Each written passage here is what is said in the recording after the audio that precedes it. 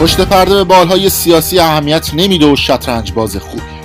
پشت پرده به همه موضوعات میپردازه و با کسی تعارف نداره و تنها خط قرمز ما مردم. ما اجازه نمیدیم که رسانه‌ها از عدم سواد رسانی مردم سوء استفاده بکنند. پشت پرده. سلام، بنده امین فردین خوشحالم که به همراه تیمم بار دیگه یک فرصت دیگه شدش که با برنامه پشت پرده با شما باشیم. امروز قصد داریم که راجع به توییت جنجالی پروانه سلحشوری اصلاح طلب عضو مجلس شورای اسلامی با شما صحبت بکنیم. پروانه سلحشوری که متولد 1343 از مسجد سلیمان استان خوزستانه، یا به قول خوزستانی‌ها MIS.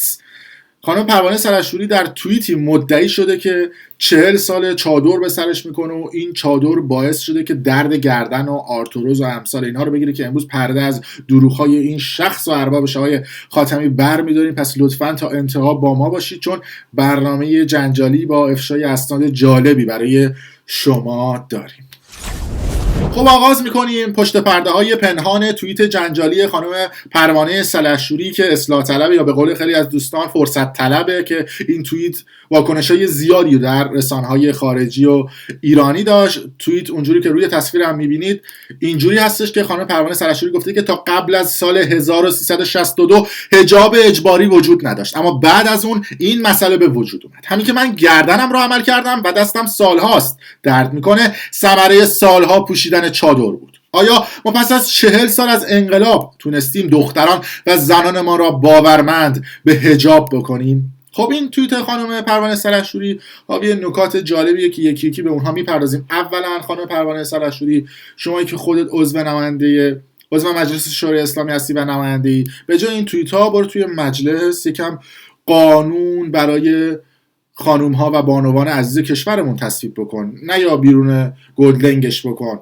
شما چه تفاوتی با یک مردم عادی میکنی که الان دارن توییت میکنن در توییتر یا سایر رسانه ها اظهار نظر میکنن؟ شما نماینده مجلسی، نماینده مردمی، بعد توی مجلس قانون های تصویب بکنی که این همه اجحاف میشه بر علیه خانوم ها. یا مثلا ما توی ایران چرا نمیتونیم رئیس جمهور خانوم داشته باشیم؟ برو توی مجلس داد اینها رو بزن، نه اینکه نقشه یک آفتاپرست رو بازی بکنی، تویی که اصلا هیچ سابقه سیاسی درست حسابی نداشتی و اون آخوند جیگول کرواتی خاتمی اومد و گفتش که تکرار میکنم به لیست امید رای بدید که امثال آقای روحانی و تو عارف از توش در اومدید و هیچ کاری برای مردم نکردید و با بالا رفتن قیمت یورو و دلار و ارز. آیا همین آقای خاتمی اومد توی تلویزیون بگه که تکرار میکنم از مردم عذرخواهی میکنم؟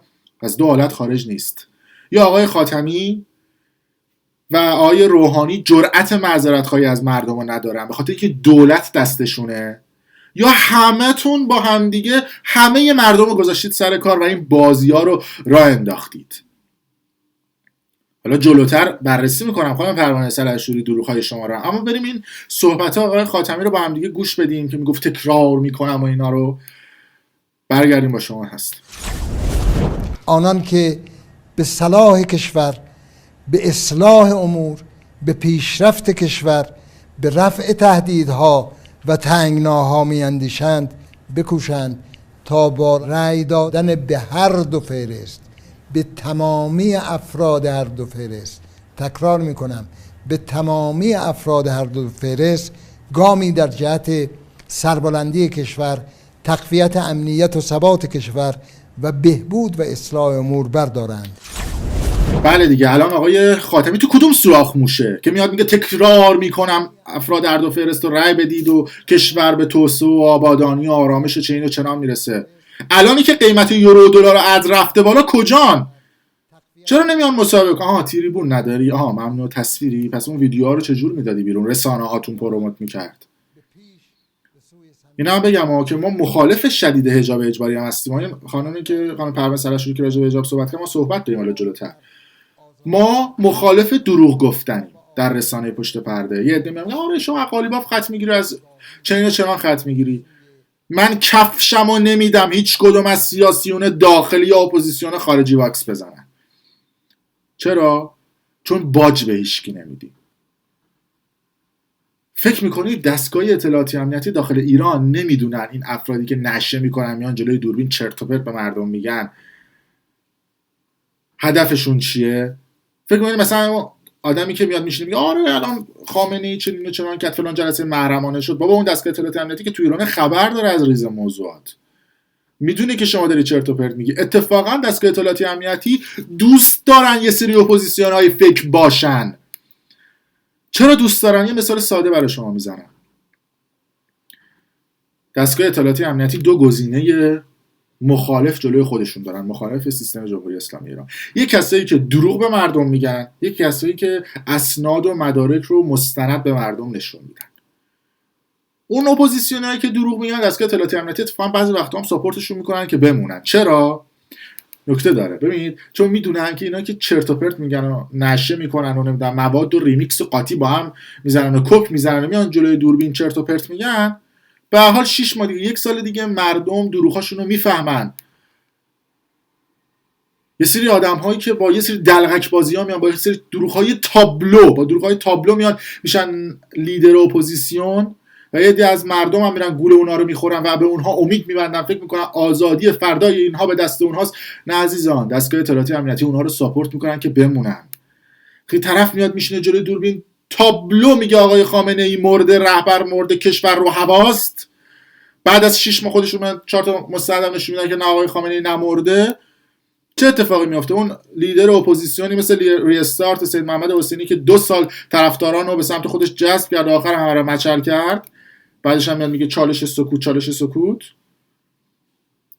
با یک دروغ تابلو همه مردم فهمیدن داره چرت و پرت و دروغ میگه دیگه. اتاق فکری نداره جمهوری اسلامی. خامنه‌ای که مرده، بعد که خامنه‌ای مرد هاشمی رو کشتن، بعد اومد که فقط آمد نیوز این خبره که 11 ماه پیش زدیم و زد که آقا بدلش هم داره میره. هیچ اپوزیسیون نگفت، نه بی بی سی گفت، نه رادیو فردا گفت. کدوم اپوزیسیون، کدوم رسانه، کدوم فکر، کدوم اتاق فکری وجود نداره. مملکت رو هوا. حالا با این دروغی که الان شنیده از آقای سید محمد حسینی، فکر میکنید که دستگاه اطلاعاتی امنیتی براشون اهمیت دارن این اپوزیسیونا؟ نه عزیزان من. اونها افرادی که اسناد و مدارک نشون میدن و مردم رو آگاه میکنن، از اون آدم‌ها بیشتر بدشون میاد. چرا؟ مثل این میمونه که شما یک بچه اول دبستانی معادله انتگرال بدید حل کنه. آیا میتونه حل کنه؟ نه. الان تفکر سیاسی بیشتر مردم ما همینه، چون موضوعات پیچیده سیاسی رو نمیدونن. و یه شخصی که میخواد بیاد توضیح بده به مردم، میخواد سطح آگاهی مردم رو ببره بالا، جوری خرابش میکنن و جوری بهش حمله میکنن که اون اپوزیسیون بیشتر بین مردم محبوب باشه. چون میگم اون اپوزیسیون بمونه، بی خطره، ضرر نمیزنه، انقدر چرت و پرت بگه، جلسه محرمانه بگه، کوک بزنه، چرت و پرت بگه، بعد جلو دوربین چرت و پرت بگه. اینها بازی‌های سیاسی پشت پرده است. من به مردم میگم تو رو خدا گول این اپوزیسیونایی که بدون سند و مدرک میان چرت و پرت میگن جلوی دوربینو نخورید. اگه همین فردین رو هم دنبال نمی‌کنید نکنید، اما گول کسی که حرف بدون سند و مدرک میزنن رو نخورید. نمونهش همین خانم پروانه سلحشوری که از دل این اصلاح طلبها اومد بیرون و حرف از نمیدونم حجاب و اینا میزد. گفتم ما مخالف شدید حجاب اجباری هستیم. عکسش هم روی تصویر من الان میبینید. میگه که من 40 سال حجاب زدم و گردن دردم و آرتروزم و چین و چنانم به خاطر اینه که حجاب زده بودم. و عملا خب داری که به یه سری از این با حجاب توهین میکنی. خب یه سوال دارم، یا شما آدم ریاکاری بودی تو این 40 سال که چادر زدی و صدات در نیامده، یا آدمی بودی که آدم معتقدی بودی؟ اگه ریاکار بودی پس تمام صحبتات تا الان هم ریا بوده. اگر هم این که آدم معتقدی بودی، خب الان دردت چیه داری اینو میگی؟ اینجاست که ما میگیم که با دروغ گفتن مشکل داریم. ما در رسانه پشت پرده از هیچ جناح و گروه سیاسی حمایت نمی کنیم و نخواهیم کرد، چه داخلی چه خارجیش. چون ما رسانه ایم، خبرنگار وظیفش دادن اطلاعات آگاهی به مردم و افشای حقایق. ما خبر به مردم میدیم. چی کار داریم آقا فلان حزب و فلان گروه داره چی کار میکنه؟ یه عده میگن چرا از فلان گروه حمایت نمیکنی؟ چرا موضعت مشخص نمیکنی؟ چرا نمیگی که براندازی؟ چرا نمیگی که موافق نظامی؟ چرا نمیگی موافق آخوندی؟ چرا نمیگی که موافق مثلا پهلوی ایکس و وای زد؟ نه از من، ما نه به کسی باج میدیم، نه رسانه‌مون رو خرج کسی میکنیم. مردم ما به دنبال رسانه بی‌طرف میگردن و ما توی اون مسیر داریم جلو میریم، ولا غیر. کاری هم با کسی نداریم. همین خانم پروانه سلحشوری که ریاکار و مثل آفتاب‌پرست رنگ عوض میکنه، شما توی مجلس میتونید چادر نزنید خانم پروانه سلحشوری، اصلا چیز مشکلی نیست. نمونهش هم میبینیم خانم طیبه سیاوشی شاهعنایتی.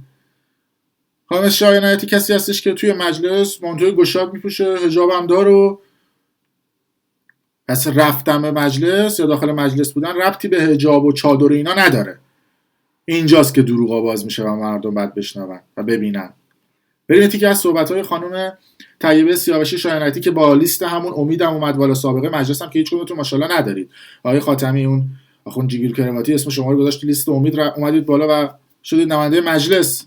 همه ارکان و مسئولین بایستی آستانه تحمل خود را بالا ببرند و نقد را محترم شمرده و از نشان دادن داغ و درفش برای مقابله با سخنهایی که در قالب نقد بیان میشوند احتراز نماید. پس دیدید که توی مجلس میشه حتی نطق هم کرد توی تریبون‌های مجلس و چادر هم نداشت. پس عملا ربطی نداره که شما بگید توی مجلس من با چادر بعد میرفتم، با اجبار بعد چادر میپوشیدم. توی مجلس خانم‌هایی وجود دارن هم که چادر ندارن، نمونه‌هاشون هم دیدیم دیگه، الان یکیشو به شما نشون دادم. اما خانم پروانه سلحشوری که میای دروغ به مردم میگی، یه ویدیو همینجوری شانسی دست ما رسید و دست برغذا.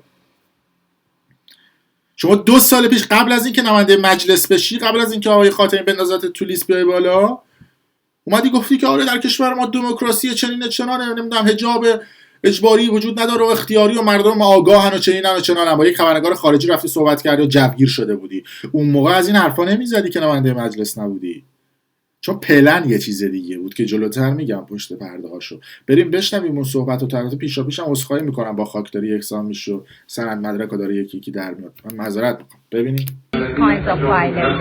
And finally, the veil. In Iran, there are women who wear the veil like you do, and women who wear the veil like I do. I wear both. You wear both? Yeah, sometimes I wear only scarf and sometimes I wear this. Officially I wear this, but sometimes also I wear just like you. But do you but think... I don't in our country because you are religious, so we put our... So you think that women should have the choice to wear or not to wear, or they should all wear? Our primary right, you know. To choose? To choose. So if I don't want to wear the veil, I shouldn't wear? Yeah, of course. But you know, the time will come. You will? The time will come. The time will come. The women will not have to wear it if they don't want to. You are young and you don't know. 30 years ago, all the women were just like me. They couldn't wear clothes just like you or my daughters and other girls. But they have chosen another way, and it is upon themselves. But I have to tell you one thing, that I am a sociologist, I have told you, and I have got many researches regarding this hijab. Yes. You know, most of people, they believe in that. Yes. And it is very hard. It is a hard process to have the right choice, which everyone wants. And we have to respect some norms of society. But one day, it will be a choice. Yeah, of course. That's It great. is a process of development. Thank you. Thank you very much. Welcome. قطعا بینندگان برنامه پشت پرده فارسی بلدن بخونن و زیرنویس رو میتونن بخونن. خیلی خوب صحبت میکنه خانم پروانه سلحشوری. میاد میگه که من هم بعضی وقتا چادر میزنم، من بعضی وقتا چادر نمیزنم، 2 تا حجاب دارم. شما که میگفتی من 40 سال چادر میزنم، پس این درد گردن اینا به خاطر چادر نیست که. الان اینجا من پشت پرده‌اش رو برای شما رو میکنم. داستان از این قراره که ارباب همین خانم پروانه سلحشوری یعنی آیه خاتمی گفت آقا بیا چه به حجاب صحبت بکن، الان بازار حجاب هم داغ، مردم هم ناراضی، یعنی مقداری هم ما طرفدار لازم داریم. بعد اصلاح طلبا بیان بالا با اون گنده اقتصادی چیزی که زدیم. همکارمون هم مسیح علی نژاد تو آمریکا ساپورت میکنه. میدونید که مسیح علی نژاد دوستی دیرینه با آیه خاتمی داره کلا. اینطوری با هم دیگه رفیقن. رفتم سراغ آقای خاتمی که میلیون ها رای پشتش بود، امید بود که ممنوعیت صدای زن برداشته میشه، درای استادیوم باز میشه، یعنی ما به عقب برنمیگردیم. من رفتم از آقای خاتمی همین سوال رو پرسیدم که تا حالا صدای تکانی زن رو گوش دادی؟ گفت نه. منم زدم زیر آواز و براش یه دل سیر خوندم. تحمل گوش کردن صدای زن رو داریم. امام جهان می‌دهد من آسمانت را به غم بگریانم. دیدید دیگه مسیح النژاد هم میره میخونه برای خاتمی و ویدیوها من نمیدونم چه جور میرسه دست خانم مسیح النژاد ویدیوهای اونطوری، مثلا آرشیوش خیلی ماشاءالله قویه. خلاص اون همکاری میکنه، خانم پروانه سلحشوری هم داره راجع به حجاب صحبت میکنه، بعد نمیاد الان مونده حالا واسه یکی دو روز دیگه مسیح النژاد سر کله‌اش تو مناطق پیدا میشه، داره میگه صبر کنید، میاد میگه بله ببینید چنین شد چنان شد، نمایندگان ما هم دارن راجع به حجاب صحبت میکنن. اصلا بحث حجاب نیست، اینا همه بازی پشت پرده است، مردم دلشون برای من و شما که نمیسوزه. اینا اگه دیدگاه براندازی داشته باشن میدونن که اگر مسیح النژاد همسالی که خارج از کشورن، منظورم اگه دیدگاه براندازی داشته باشن خیلی خوب بهتر از من و شما میدونن که اگه آخوندا برن حجاب هم میره، پس این حجاب بازی و بهونه است. برای همینه که میگیم مردم ما باید سواد رسانه‌ایشون بره بالا. اگر این آرشیو و این تصاویر رو ببینن و مثل پازل بذارن کنار هم دیگه، متوجه میشن که بازی‌های سیاسی همیشه حکومت کرده بر دولت‌ها و ما سعی می‌کنیم که در برنامه پشت پرده همیشه این بازی‌های سیاسی رو به مردم نشون بدیم. مرسی که تا این لحظه با ما بودید. ممنونم، خیلی هم حرف زدم در این برنامه، عذرخواهی می‌کنم. حتما اگر دوست داشتید ویدیو برای دوستان خودتون به اشتراک بذارید. اگر از این آدم‌هایی که ما در این ویدیو نشون دادیم خوشتون نمیومد، لطفا ویدیو رو لایک کنید که بالا بیاد و بقیه هم در جریان پشت پرده ها قرار بگیرن. مرسی که تا این لحظه با برنامه پشت پرده همراه بودید.